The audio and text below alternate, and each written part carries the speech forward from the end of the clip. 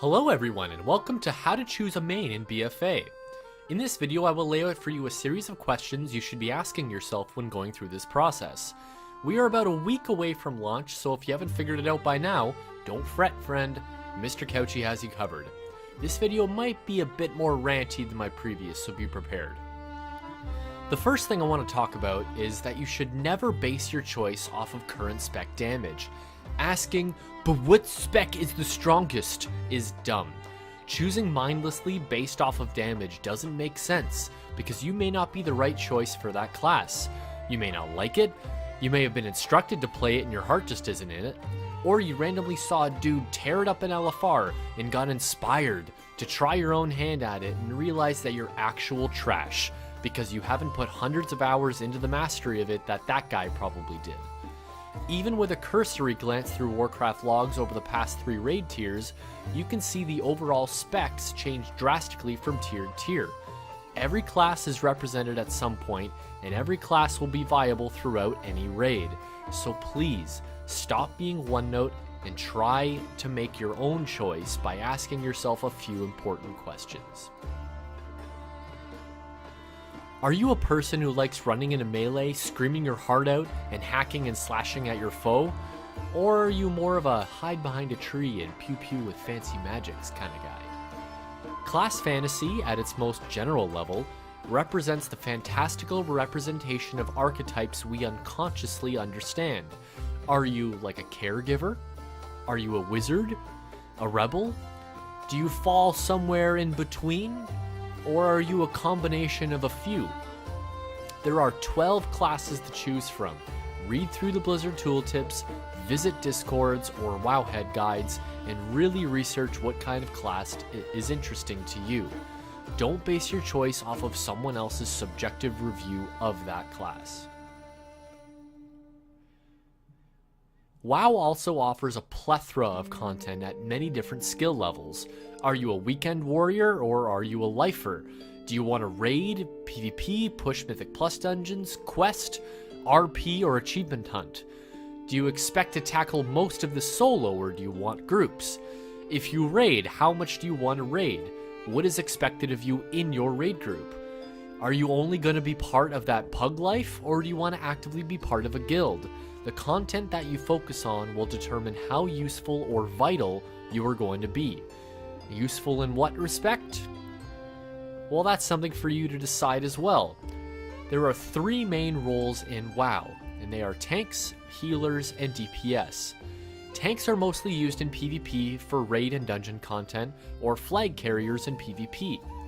They are your main line of defense between you and the current big bad. Typical meat shields with active mitigations and slower gameplay to allow you to methodically deal with the mobs in front of you. Tanks are responsible. This is the most important term you will hear in WoW that deters people from picking classes with this role. Tanks are usually the group leader, deciding who and what dies and the direction your group follows. There is also onus.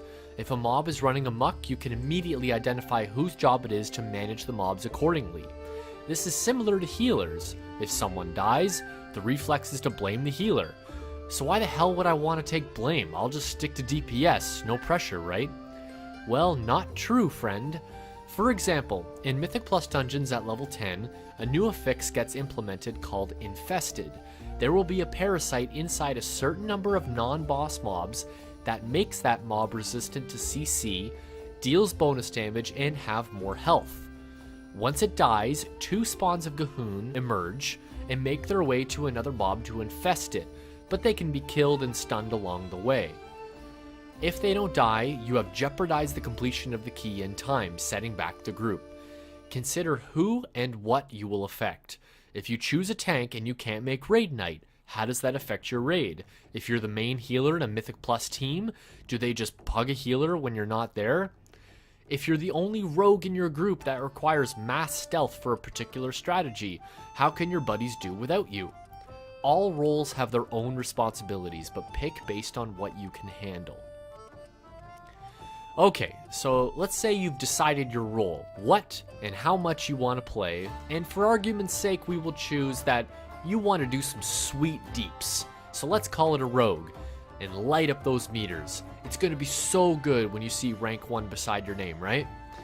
But what spec is going to be right for you? I beg of you to stop thinking about classes in this way. Play your class, not the spec.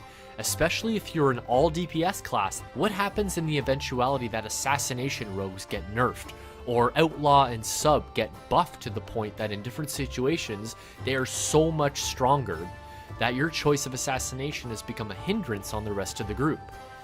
Legion, especially in the beginning, was not conducive to this line of thinking, but with the removal of artifact weapons, you should definitely switch some gears. The same rings true for the multi-classes. Priests are a great example of this. They are the only class in the game with 2 healer specs. Do you think Blizz did that for the lulz? The choice for situation is incredibly important. Disciplined priests in the current landscape can pump out the same damage as a DPSer in Mythic Plus dungeons, if they don't need to heal. Holy priests can't say the same, but their healing capability is much more consistent and less target dependent than discipline is. When considering multi-specs, another element has to be considered.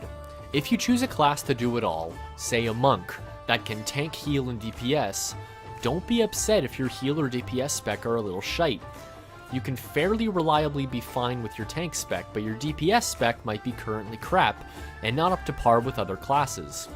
With no fail-safe spec, Blizz generally does a fairly good job at balancing appropriately, but you can't necessarily rely on this unless you just get good, scrub. So that about covers it. Decide how much involvement you want in the game, play what interests you, and choose your role accordingly, not only in relation to what you do, but how you'll affect the people you encounter. Instant Qs for tank and healers are always nice, but if you have no idea what an active mitigation or an external cooldown is, you should probably learn or change your role. Thanks for listening to the ramblings, and tell me what you think I missed, and whether you agree or disagree with anything I've said. Thanks for sticking around, like and subscribe, and in case I don't see ya, good afternoon, good evening, and good night.